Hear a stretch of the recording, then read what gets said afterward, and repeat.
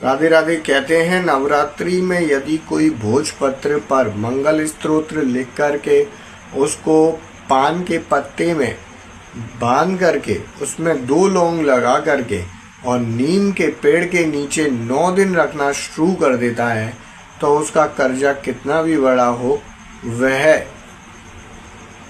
कम होना शुरू हो जाता है और आप उस कर्ज को खत्म करना शुरू कर देते हैं।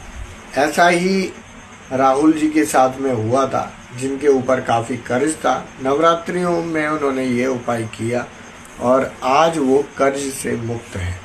ये कर्ज का एक सरल उपाय है, मगर इसमें मंगल स्तोत्र आपको भोजपत्र पर लिख करके पान के पत्ते में दबाना होता है। इतना करके देखिए और फिर देखिए इसका क्या प्रभाव होता है। फॉलो जरूर कीजिएगा, कमेंट्स में राधे राधे बोलिएगा। राधे राधे।